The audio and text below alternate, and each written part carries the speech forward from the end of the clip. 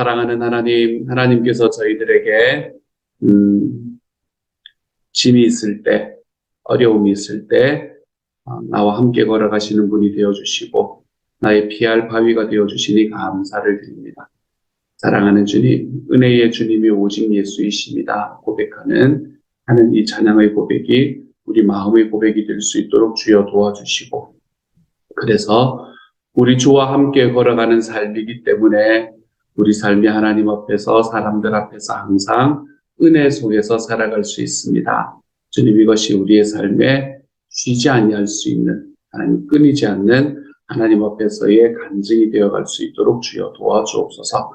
하나님, 오늘부터 수요 큐티 모임이 시작이 됩니다. 사랑하는 주님께서 불쌍히 여겨주셔서 하나님, 정말 그곳에서 하나님께서 우리에게 주시는 말씀 다시 한번 우리의 마음판에 새길 수 있도록 주여 도와주시고, 함께하는 향수 예배 속에서도 주님이 주시는 놀라운 은혜가 저희 안에서 채워지는 시간 될 수 있도록 아버지여 도와주옵소서. 모든 말씀 우리 주님 예수님 이름으로 기도드립니다. 아멘. 하나님께서 우리에게 주시는 말씀 함께 읽습니다. 사무엘하 19장 1절부터 8절까지의 말씀입니다. 사무엘하 19장 1절부터 8절까지의 말씀, 우리 같은 목소리를 듣도록 하지요. 함께 읽습니다. 시작. 어떤 사람이 요압에게 아뢰되 왕이 압살롬을 위하여 울며 슬퍼하시나이다 하니 왕이 그 아들을 위하여 슬퍼한다 하니 그날의 백성들에게 들리매 그날의 승리가 모든 백성에게 슬픔이 된지라. 그날의 백성들이 싸움에 쫓겨 부끄러워 도망함같이 가만히 성읍으로 들어가니라. 왕이 그의 얼굴을 가리고 큰 소리로 부르되 내 아들 압살롬아 압살롬아 내 아들아 내 아들아 하니 요압이 집에 들어가서 왕께 말씀드리되 왕께서 오늘 왕의 생명과 왕의 자녀의 생명과 처첩과 비빈들의 생명을 구원한 모든 부하들의 얼굴을 부끄럽게 하시니 이는 왕께서 미워하시는 자를 사랑하시며 사랑하는 자는 미워하시고 오늘 지휘관들과 부하들을 멸시하심을 나타내심이라. 오늘 내가 깨달으니 만일 압살롬이 살고 오늘 우리가 다 죽었다면 왕이 마땅히 여기실 뻔하였나이다. 이제 곧 일어나 나가 왕의 부하들의 마음을 위로하여 말씀하옵소서. 내가 여호와를 두고 맹세하옵나니 왕이 만일 나가지 아니하시면 오늘 밤에 한 사람도 왕과 함께 머물지 아니할지라. 그리하면 그 화가 왕이 젊었을 때부터 지금까지 당하신 모든 화보다 더욱 심하리이다 하니 왕이 일어나 성문에 앉음에 어떤 사람이 모든 백성에게 말하되 왕이 문에 앉아 계신다 하니 모든 백성이 왕 앞으로 나아오니라. 이스라엘은 이미 각기 장막으로 도망하였더라. 아멘. 아멘. 압살롬이 죽고 난 다음에 다윗은 압살롬의 그 죽음으로 인해서 너무나 많이 슬퍼하게 됩니다. 이렇게 슬퍼하는 다윗의 모습은 이 압살롬의 죽음, 자기 아들의 죽음으로 인해서 너무 많이 슬퍼하는 모습 때문에 그때 이제 이스라엘은 사실은 다윗의 군대는 그곳에서 승리했잖아요. 그렇죠? 그 승리했던 기쁨이 분위기가 완전히 가라앉고 기쁨이 반감하고 마는 것을 오늘의 말씀에서는 보게 됩니다. 전쟁에 이겨서 자기의 왕조를 지켜냈습니다. 그리고 이제 다시 예루살렘으로 돌아가서 자기들이 따르던 다윗이 왕이 다시 되는 그런 기쁜 날인데도 꼭 마치 전쟁에서 패해서 돌아가는 것처럼 사람들의 눈치를 보며 그리고 왕의 눈치를 보며 돌아오고 있었었지요. 그러고 보면 다윗은 진짜 감수성이 풍부한 사람이었구나라는 생각을 다시 한번 해보게 됩니다. 다윗은 울기도 잘 울고 웃기도 잘 웃었던 사람인 것 같아요. 이 언약궤가 예루살렘으로 돌아올 때 그렇게 기뻐서 그렇게 춤추던 사람이 오늘 자기 아들이 죽고 난 다음에 이렇게 슬퍼하고 마음 아파하는 그런 모습을 바라보며 야, 다윗은 감수성이 참 풍부한 사람이었구나라는 생각을 다시 한번 해보게 됩니다. 아마 그랬기 때문에 시도 많이 쓰고 노래도 많이 작곡을 했던 그런 사람이 되었던 것 같지요. 그렇죠? 우리가 시편을 바라보면 다윗의 풍부한 감성을 너무나 잘 느낄 수 있지 않습니까? 그것을 위해서 감동도 되고요. 우리가 살아가는 과정 속에 이처럼 감정이라고 말하는 것은 하나님께서 우리에게 주시는 너무나 훌륭한 선물입니다. 감정은 하나님께서 우리 각 사람에게 주신 하나님의 귀한 선물이라서 우리의 삶을 늘 풍성하게 만드는 겁니다. 그런데 그런 장점이 있음과 동시에 이 감정이라고 하는 것은 잘 절제되어야 하는 때가 또한 존재하는 것도 사실입니다. 우리가 너무 감정에만 얽매여서 우리의 삶을 살아가거나 일을 처리하다 보면 일을 그르치기도 하고 또는 내 감정에 너무 사로잡혀서 살다 보면 공동체에 피해를 입히는 경우를 우리는 또한 경험할 수 있기 때문에 그렇지요. 특별히 교회 안에서 직분자의 경우에는 감정을 더욱더 절제할 필요가 있습니다. 왜냐하면 그 사람들이 가지고 있는 분위기가, 이과 감정이 공동체 전체의 분위기에 큰 영향을 미치기 때문에 그렇습니다. 지금 다윗이 이 나라의 지도자로서, 자기를 따르던 사람들의 지도자로서 이런 실수를 하고 있습니다. 물론 부모로서 사랑하는 아들이 죽은 것을 슬퍼하는 것은 너무나 당연한 일이 될 겁니다.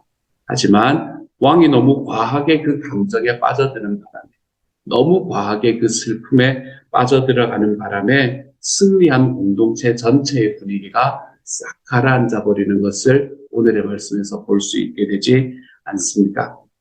우리는 우리의 삶에 하나님께서 감정을 주셨다는 게 너무나 큰 장점이라는 것, 하나님의 선물이라는 것을 기억할 필요가 있습니다. 그리고 그것을 잘 표현할 필요가 있어요. 하지만 우리의 감정을 잘 표현하더라도 우리가 때로는 공동체를 위해서 지혜롭게 절제해야 되는 데도 있다라는 것을 오늘 말씀은 우리에게 하나의 사실 또는 다윗을 따르지 말아야 할 본으로 우리들에게 보여주면서 우리에게 말해주고 있는 말해주고 있는 것 같습니다. 우리가 그것을 사람들에게 다 나의 감정을 쏟아내는 것을 절제하고 내가 가지고 있는 나의 감정을 우리 주님 앞에 솔직하게 다 쏟아내는 것도 참 좋겠네요. 다윗이 자기 시편에서 하나님 앞에 그렇게 표현했던 것처럼 말입니다. 사랑하는 여러분, 우리의 감정은 하나님의 선물이 분명합니다. 하지만 이 감정을 통해서 우리가 살아가는 공동체, 나의 가정의 공동체, 나의 교회의 공동체 속에서 정말로 다른 사람들을 디스커리지하고 이 나의 감정으로 인해서 전체의 분위기가 너무 힘들어지는 그런 자리에서는 우리가 우리의 감정을 좀 절제하며 살아가 볼 줄 아는 하나님의 사람들이 좀 되어 가십시다. 그래서 우리가 하나님께서 나에게 주신 이 감정을 주님께서 나에게 주신 아름다운 선물로 사용하면서 걸어가 볼 수 있는 하나님의 사람이 좀 되어갈 수 있기를 우리 주님의 이름으로 축복합니다. 다윗이 자신의 감정을 통제하지 못하고 통곡하면서 압살롬의 죽음을 슬퍼하고 있고, 그리고 그것을 이스라엘 백성들이 바라보면서 다윗의 눈치를 보고 있다라는 소식을 누가 들었나 하면 요압이라는 군대 장관이 듣습니다. 요압은 또 이런 거 그냥 넘어가는 사람이 아니거든요. 얼른 다윗에게 들어와서 다윗을 나무랍니다. 그는 뭐라고 말하나 하면, 지금 다윗이 이런 식으로 행동하는 것은 당신을 위해서 목숨을 걸고 싸웠던 이 충신들을 맥 빠지게 만드는 겁니다. 당신이 자칫 잘못하면 그들이 당신을 떠나버릴지도 모를 일입니다. 라고 협박에 가까운 이야기를 이 다윗 앞에서 내어놓습니다. 사실 요압의 말은 다윗에게 꼭 필요한 충언이었다는 것은 분명합니다. 다윗이 자기가 가지고 있었던 감정을 어떻게 해결하지 못해서 백성들을 디스커리지 시키고 있는 그런 상황 속에서 다윗에게 꼭 필요한 충언이었습니다. 다윗이 지금 자기의 사사로운 감정을 앞세워서 공적인 의무를 소홀히 하고 있는 게 사실이었거든요. 이처럼 왕의 옆에서 왕의 잘못을 일깨워주고 바르게 돌아오도록 하는 사람이 옆에 있었다라는 것은 어쩌면 다윗의 복이라고 이야기할 수도 있겠습니다. 이런 말을 들을 수 있었다. 이런 이야기를 하면서 할 때에 야 조용해라 라고 이야기하지 않고 이런 말을 들을 수 있었던 귀와 마음을 가지고 있었던 다윗도 참 대단하고요.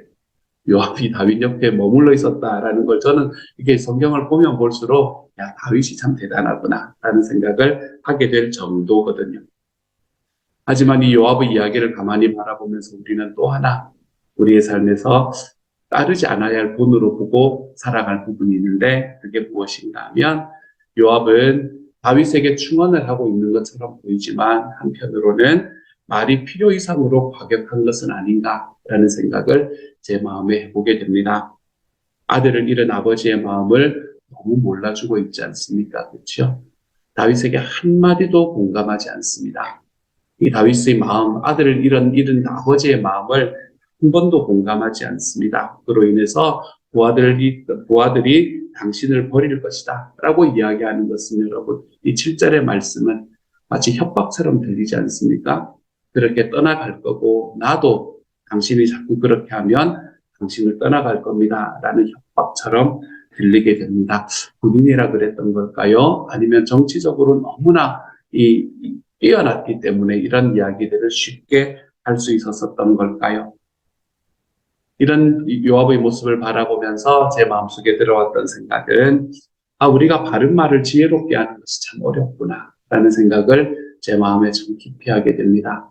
바른 말을 지혜롭게 하는 것이 참 어렵다. 우리는 보통 한쪽으로 치우치기 마련이거든요. 바른 말을 하면 상처를 주거나 아니면 아예 바른 말을 하지 못하거나 하는 경우가 많거든요. 우리가 이거는 내가 바른 말이니까 저 사람 상처 받는 거 상관없어 라고 이야기하면서 걸어가는 것도 극단이고 그렇다고 그 사람에게 바른 말을 하지 못하면서 살아가는 것도 하나의 극단이 될 수밖에 없습니다.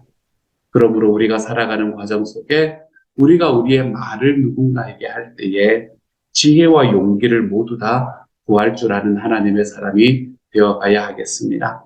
내가 어떻게 말할지 그 어떻게의 지혜를 주십시오. 그리고 또한 내가 그것을 말할 수 있는 용기를 주십시오. 이 두 가지를 함께 구하며 살아가야 하겠습니다. 온유함으로 권면해야 되겠습니다. 참 어려운 이야기입니다, 여러분. 온유함으로 권면하는 것, 사랑으로 진리를 말하는 것. 여러분, 이게 참 쉽지 않은 이야기입니다. 하지만 하나님께서 우리가 우리를 주님의 자녀로 삼아주셨다면 우리는 우리와 함께 있는 사람들을 향해 온유함으로 권면하고 사랑으로 진리를 말하는 자리에 좀 서볼 줄 알아야 되겠습니다. 요압의 행위는 분명히 옳은 행위였지만 그의 말은 다윗의 마음을 크게 상하게 했을 것이 분명합니다. 우리가 온유함으로 사람을 권면할 줄 아는 지혜, 우리가 하나님 앞에 그것을 구하며 우리와 함께 있는 사람들을 향해 한 걸음씩 걸어가 볼 수 있는 주님의 사람이 되었으면 좋겠습니다. 또한 나와 함께 있는 사람들이 나에게 온유함으로 진리를 말할 수 있는 사람이 되어갈 수 있도록 우리 주변에 있는 사람들을 위해서도 함께 기도하며 살아가보는 오늘 하루가 되어가시기를 우리 주님의 이름으로 축복합니다. 그랬더니 다윗이 오늘 8절의 말씀에서 보면 다윗이 요압의 말을 듣고 수긍했던 것 같습니다. 그 요압의 그 가슴을 찌르는 이야기를 듣고 그래 내가 너무 감정에 빠져 있었구나 라는 것을 다윗이 마음속에 깨달았던 것 같아요. 그리고는 슬픔을 털고 일어나서 성문에 나와 앉게 됩니다. 성문에 나와 앉는다라는 건 여러분 예전에 이 중세 드라마 같은 거 바라보고 영화 같은 걸 보시면 왜 이런 성벽 위에 있는 그 창틀 같은 데 이렇게 왕이 딱 나타나면 밑에 군대들이 쫙 서 있으면서 막 환호하는 이제 그런 느낌이라고 생각을 하시면 됩니다. 그 정도의 병사가 있지는 않았겠지만 어쨌든 그런 느낌이다. 그러니까 부하들이 자기를 위해서 싸워준 것을 다시 격려하고 그들을 칭찬해주는 바로 그런 자리다라고 생각을 하시면 되겠습니다. 이제는 그가 공식적인 자리에 등장했다는 것이지. 다윗이 자기의 슬픔을 뒤로하고 공식적인 자리에 다시 등장을 하자 조용히 자기 자리로 돌아갔던 군사들이 다시 다윗의 앞으로 몰려듭니다. 나오기 시작하지요. 여기서 다윗이 어떤 이야기를 했는가라는 것은 성경은 우리에게 기록해주지 않고 있습니다. 하지만 대충 유추는 해볼 수 있을 것 같아요. 아마도 나를 위해서 싸워준, 자기를 위해서 싸워준 군사들의 노고를 치하했겠지요. 승리를 축하하는 이야기를 그곳에서 했었겠지요. 아니 어쩌면 다윗 정도의 솔직함을 가지고 있었던 사람이라면 자기가 했던 행동에 대한 사과를 자기의 군사들에게 했을지도 모르는 일이 일일 것 같습니다. 다윗은 이처럼 주변 사람이 자기에게 말하는 충언들을 잘 수용하는 모습을 가지고 있었던 사람이었습니다. 이것은 우리가 다윗의 삶을 바라보면서 우리가 따라야 할 본이구나 라고 붙잡고 걸어가 볼 만한 이야기인 것 같습니다. 이전에 바세바의 사건에서도 사실은 나단의 이야기가 더 무섭지 않았습니까? 그렇죠? 마치 자기하고 상관없는 것처럼 두리뭉실 이야기를 하다가 갑자기 당신이 바로 그 사람이라 이렇게 이야기하는 그 이야기. 여러분 가슴이 철렁하기도 했지만 얼마나 괘씸했을까요? 그런 괘씸함들 다 내려놓고 그 자리에서 바로 하나님 앞에 회개하는 모습을 보여줬던 게 다윗의 모습이었지요. 사실 다른 사람의 직언을 받아들이는 것 쉽지 않은 일입니다. 누군가가 나에게 직언을 할 때 정말 그 직언 속에서 아까 우리가 온유함으로 진리를 말하라라고 이야기를 했지만 사실은 온유함이 빠져있는 진리를 말하는 것은 우리가 받아들이는 것이 그렇게 쉽지만은 않습니다. 언제나 우리의 마음에 올라오는 생각은 니는 뭔데? 이런 이야기를 하게 되는 거죠. 그렇죠? 너는 잘났냐? 이런 이야기가 우리의 마음속에 늘 올라오게 되기 때문에 그런 것 같습니다. 더구나 자기에게 직언을 하고 있는 사람이 자기보다 낮은 사람이다. 자기보다 직위도 낮고 자기보다 이 사회적인 명예도 낮은 사람이라면 더욱 우리가 그 직언을 받아들이는 것이 쉽지 않겠지요.